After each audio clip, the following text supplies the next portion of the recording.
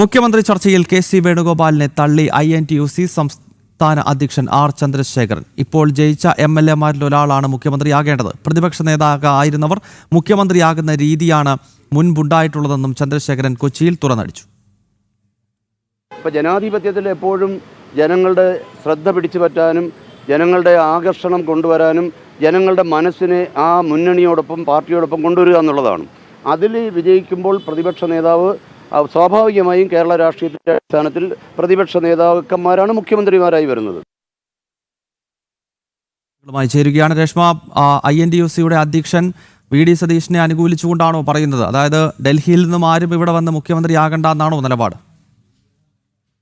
VDയെ പരോക്ഷമായിട്ട് പിന്തുണച്ചുകൊണ്ടും കെ.സി. വേണുഗോപാലിനെ തള്ളിക്കൊണ്ടുമാണ് INTUC നേതാവായിട്ടുള്ള ആർ. ചന്ദ്രശേഖരൻ പരാമർശം നടത്തി.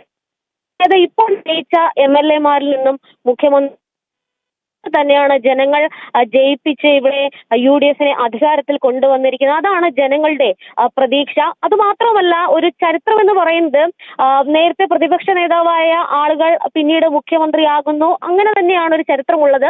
അത് ഇവിടെയും ആവർത്തിക്കണമെന്നുള്ള ഒരു നിലപാടാണ് ചന്ദ്രശേഖരൻ സ്വീകരിച്ചിട്ടുള്ളത്. ആരുടെയും പേരൊന്നും പ്രത്യേകിച്ച് പറഞ്ഞിട്ടില്ല. പക്ഷേ ഇതിൽ നിന്നും മനസ്സിലാക്കാൻ സാധിക്കുന്നത് കെ.സിയെ പൂർണ്ണമായിട്ടും ചന്ദ്രശേഖരൻ തള്ളിയിട്ടുണ്ട്. അതായത് ഇപ്പോൾ ജയിച്ച MLA-മാരെന്ന് പറയുമ്പോൾ രമേശ് ചെന്നിത്തലയാണെങ്കിലും VD സതീശനാണെങ്കിലും ഇപ്പോൾ ജയിച്ച MLA-മാരാണ്. പക്ഷേ കെ.സി ജയിച്ചിട്ടില്ല. കെ.സി മുഖ്യമന്ത്രിയാകുകയാണെങ്കിൽ പിന്നീട് 6 മാസത്തിനുള്ളിൽ വീണ്ടും ഒരു ഉപതെരഞ്ഞെടുപ്പൊക്കെ തന്നെ വേണ്ടിവരും. അങ്ങനെ വരുമ്പോൾ സ്വാഭാവികമായിട്ടും കെ.സി. വേണുഗോപാലിനെ തള്ളുകയും ഈ പറയുന്ന പ്രതിപക്ഷത്തിരുന്ന ആളുകൾ അല്ലെങ്കിൽ പ്രതിപക്ഷ നേതാവായിരുന്ന ആളുകൾ മുഖ്യമന്ത്രിമാരാകണം അല്ലെങ്കിൽ മുഖ്യമന്ത്രിയാകണം. ഓക്കെ രേഷ്മ, VD സതീശനെ പരോക്ഷമായി പിന്തുണച്ചാണ് INTUC-യുടെ സംസ്ഥാന അധ്യക്ഷൻ രംഗത്തെത്തിയിരിക്കുന്നത്. ഇവിടെ വിജയിച്ച MLA-മാരായവർ തന്നെ മുഖ്യമന്ത്രിയാകട്ടെ എന്ന നിലപാടാണ് ചന്ദ്രശേഖരന്റെ ഭാഗത്ത് നിന്നും ഉണ്ടായിരിക്കുന്നത്. കോൺഗ്രസിൽ ഇപ്പോൾ നടന്നുകൊണ്ടിരിക്കുന്ന വലിയ ഗ്രൂപ്പിസത്തിന്റെ ഭാഗമായിട്ടുള്ള പ്രതികരണമാണിതെന്ന കാര്യത്തിൽ യാതൊരു സംശയവുമില്ല. രേഷ്മയാണ് വിശദാംശങ്ങളുമായി കൊച്ചിയിൽ നിന്നും ചേർന്ന്